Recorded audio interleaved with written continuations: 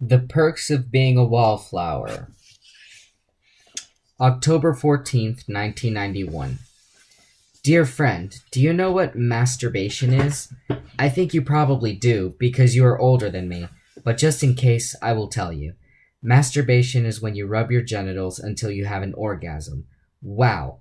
I thought that in those movies and television shows when they talk about having a coffee break that they should have a masturbation break. But then again, I think that would decrease productivity. I'm only being cute here. I don't really mean it. I just wanted to make you smile. I mean the wow, though.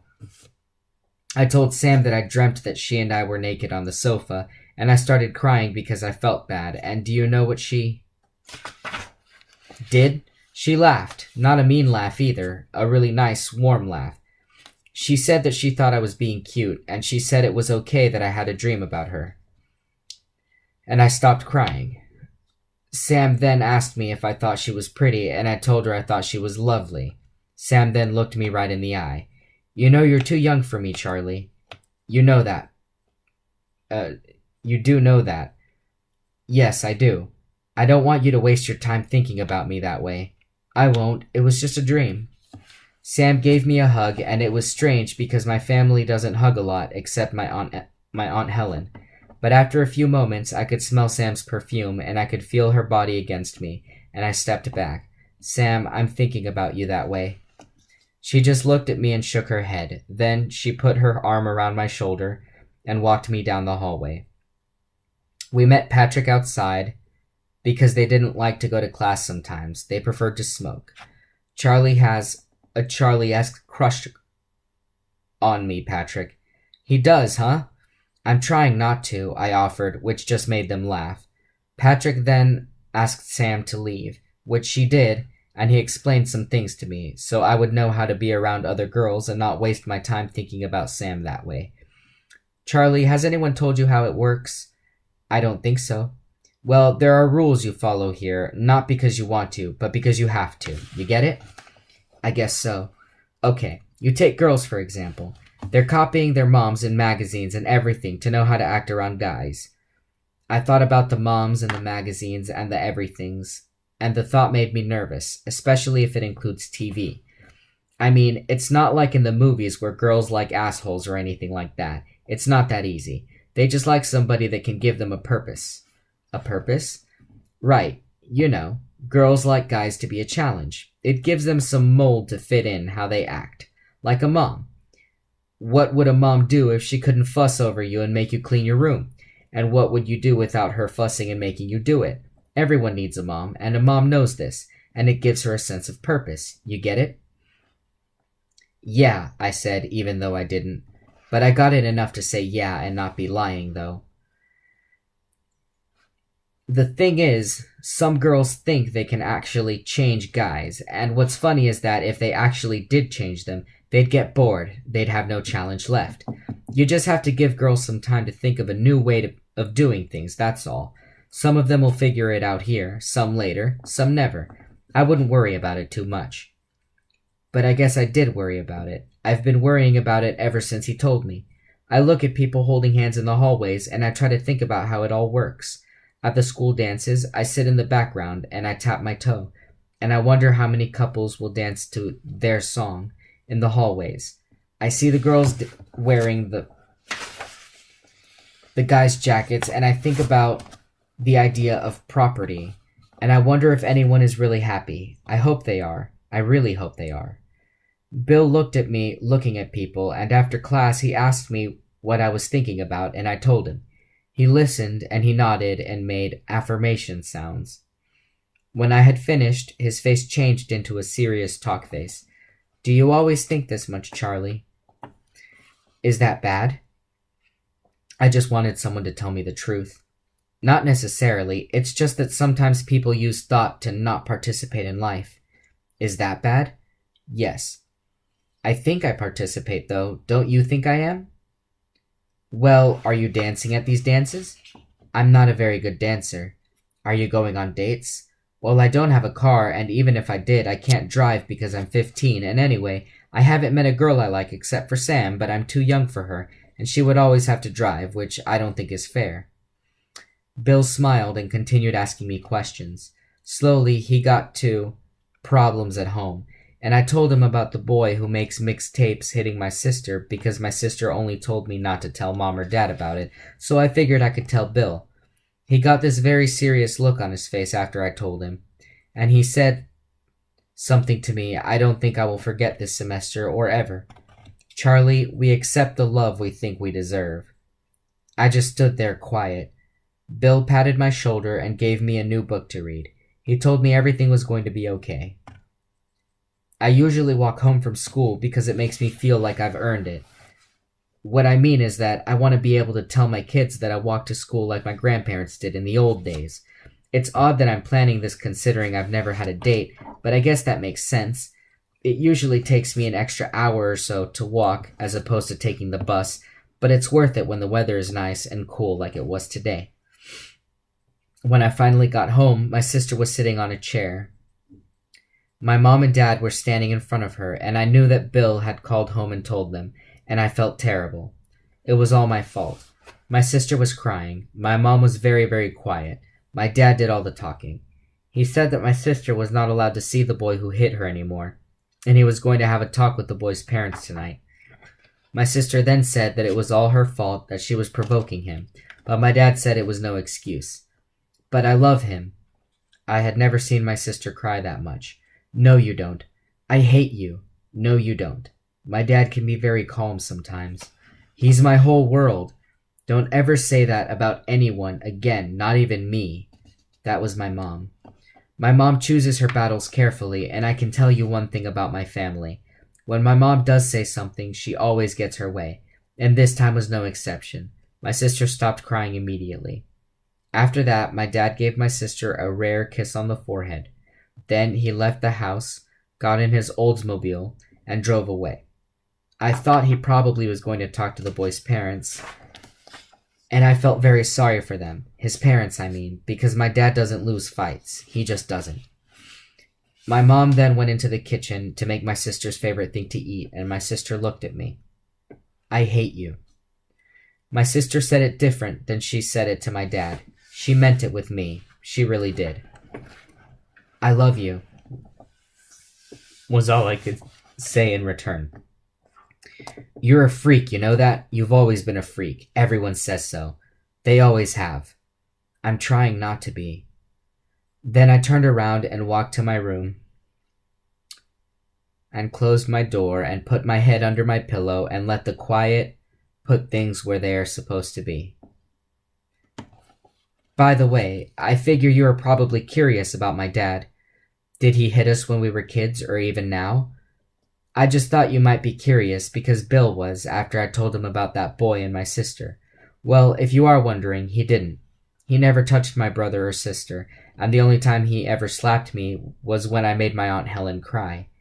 And once we all calmed down, he got on his knees in front of me and said that his stepdad hit him a lot, and he decided in college when my mom got pregnant with my older brother that he would never hit his kids, and he felt terrible for doing it, and he was so sorry, and he would never hit me again, and he hasn't.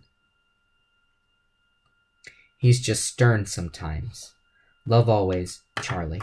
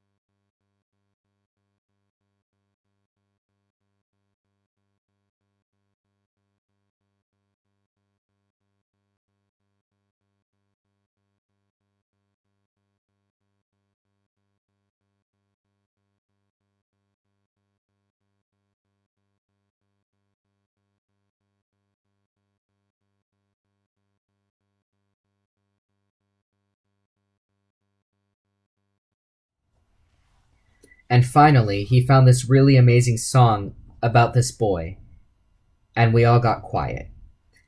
Sam tapped her hand on the steering wheel. Patrick held his hand outside the car and made air waves, and I just sat between them. After the song finished, I said something. I feel infinite. And Sam and Patrick looked at me like I said the greatest thing they had ever heard.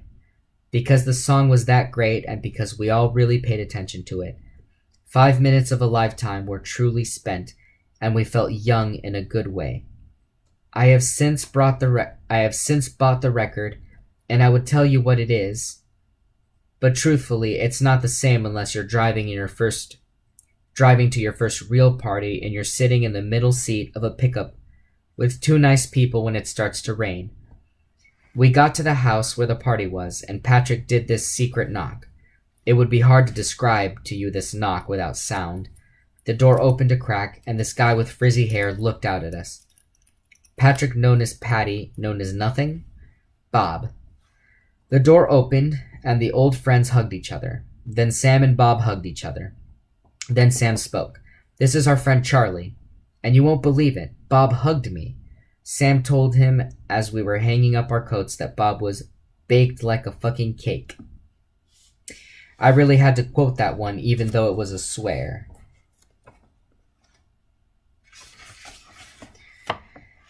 The party was in the basement of this house. The room was quite smoky and the kids were much older. There were two girls showing each other their tattoos and belly button rings. Seniors, I think. This guy named Fritz something was eating a lot of Twinkies. Fritz's girlfriend was talking to him about women's rights, and he kept saying, I know, baby. Sam and Patrick started smoking cigarettes. Bob went to the kitchen when he heard the bell ring. When he came back, he brought a can of Milwaukee's best beer for everyone, as well as two new party guests. There was Maggie, who needed to use the bathroom, and there was Brad, the quarterback of the high school football team. No kidding. I do not know why this excited me, but I guess when you see somebody in the hallway or on the field or something, it's nice to know that they're a real person. Everyone was very friendly to me and asked me a lot of questions about myself. I guess because I was the youngest and they didn't want me to feel out of place, especially after I said no to having a beer. I once had a beer with my brother when I was 12, and I just didn't like it. It's really that simple for me. Some of the questions I was asked was what grade I was in and what did I want to be when I grow up. I am a freshman and I don't know just yet. I looked around and I saw Sam and Patrick had left with Brad. That's when Bob started passing around food. Would you like a brownie? Yes, thank you. I was actually quite hungry because normally Sam and Patrick take me to the big boy after the football games, and I guess I was used to it by now. I ate the brownie, and it tasted a little weird, but it was still a brownie, so I still liked it. But this was not an ordinary brownie. Since you are older, I think you know what kind of brownie it was. After 30 minutes, the room started to slip away from me. I was talking to one of the girls with the belly button ring, and she seemed like she was in a movie. I started blinking a lot and looking around, and the music sounded heavy like water. Sam came down, and when she saw me, she turned to Bob. What the hell is your problem? Come on, Sam, he likes it. Ask him. How do you feel, Charlie? Light. You see? Bob actually looked a little nervous, which I was told was paranoia. Sam sat down next to me and held my hand, which felt cool. Are you seeing anything, Charlie? Light. Does it feel good? Uh-huh. Are you thirsty? Uh-huh. Would you like a drink? A milkshake. And everyone in the room except Sam erupted in laughter. He's stoned. Are you hungry, Charlie? Uh-huh. What would you like to eat? A milkshake. I don't think they would have laughed any harder, even if what I said was at all funny. Then Sam took my hand and stood me up on the dizzy floor. Come on, we'll get you a milkshake. As we were leaving, Sam turned to Bob. I still think you're an asshole. All Bob did was laugh, and Sam finally laughed too, and I was glad that everyone seemed as happy as they seemed. Sam and I got up to the kitchen, and she turned on the light. Wow, it was so bright I couldn't believe it.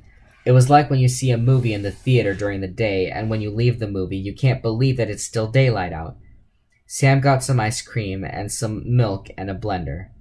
I asked her where the bathroom was, and she pointed around the corner almost like it was her house. I think she and Patrick spent a lot of time here when Bob was still in high school. When I got out of the bathroom, I heard a noise in the room where we left our coats. I opened the door and I saw Patrick kissing Brad. It was a stolen type of kissing. They heard me in the doorway and turned around. Patrick spoke first. "Is that you, Charlie?" "Sam's making me a milkshake." "Who is this kid?" Brad just looked real nervous and not in the Bob way. "He's a friend of mine. Relax." Patrick then took me out of the room and closed the door, put his hands on both of my shoulders and looked me straight in the eye. "Brad doesn't want people to know." "Why?" "Because he's scared." "Why?" "Because he is. Wait, are you stoned?" "They said I was downstairs. Sam is making me a milkshake."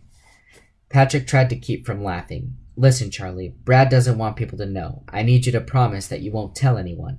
This will be our little secret, okay?" "Okay. Thanks." With that, Patrick turned around and went back into the room. I heard some muffled voices and Brad seemed upset, but I didn't think it was any of my business, so I went back to the kitchen. I have to say that it was the best milkshake I ever had in my life. It was so delicious, it almost scared me. Before we left the party, Sam played me a few of her favorite songs. One was called Blackbird. The other was called MLK. They were both very beautiful. I mentioned the titles because they were as great when I listened to them sober. Another interesting thing happened at the party before we left. Patrick came downstairs. I guess Brad had left, and Patrick smiled, and Bob started to make fun of him having a crush on the quarterback. And Patrick smiled more. I don't think I ever saw Patrick smile so much. Then Patrick pointed at me and said something to Bob. "He's something, isn't he?" Bob nodded his head. Patrick then said something I don't think I'll ever forget. "He's a wallflower." And Bob really nodded his head, and the whole room nodded their head, and I started to feel nervous in the Bob way, but Patrick didn't let me get too nervous. He sat down next to me. "You see things, you keep quiet about them, and you understand." I didn't know that other people thought things about me. I didn't know that they looked. I was sitting on the floor of a basement of my first real party between Sam and Patrick, and I remembered that Sam introduced me as her friend to Bob, and I remembered that Patrick had done the same for Brad, and I remembered, oh, oops, and I started to cry, and nobody in that room looked at me weird for doing it. And then I really started to cry. Bob raised his drink and asked everyone to do the same. "To Charlie," and the whole group said, "To Charlie." I didn't know why they did that, but it was very special to me that they did, especially Sam, especially her. I would tell you more about the homecoming dance, but now that I'm thinking about it, me letting out the air of Dave's tires was the best part. I did try to dance like Bill suggested, but I usually like songs you can't dance to, so I didn't do it too much. Sam did look very pretty in her dress, but I was trying not to notice because I'm trying not to think of her that way. I did notice that Brad and Patrick never talked once during the whole dance because Brad was off dancing with a cheerleader named Nancy, who is his girlfriend, and I did notice that my sister was dancing with the boy she wasn't supposed to even, though a different boy picked her up at the house. And I did notice that my sister was dancing with the boy she wasn't supposed to, even though a different boy had picked her up from the house. After the dance, we left in Sam's pickup. Patrick was driving this time. As we were approaching the Fort Pitt Tunnel, Sam asked Patrick to pull to the side of the road. I didn't know what was going on. Sam then climbed in the back of the pickup, wearing nothing but her dance dress. She told Patrick to drive, and he got this smile on his face. I guess they had done this before. Anyway, Patrick started driving really fast, and just before we got to the tunnel, Sam stood up and the wind turned her dress into ocean waves. When we hit the tunnel, all the sound got scooped up into a vacuum, and it was replaced by a song on the tape player, a beautiful song called Landslide. When we got out of the tunnel, Sam screamed this really fun scream, and there it was, downtown. Lights on buildings and everything that makes you wonder. Sam sat down and started laughing. Patrick started laughing. I started laughing. And in that moment, I swear we were infinite. Love always, Charlie.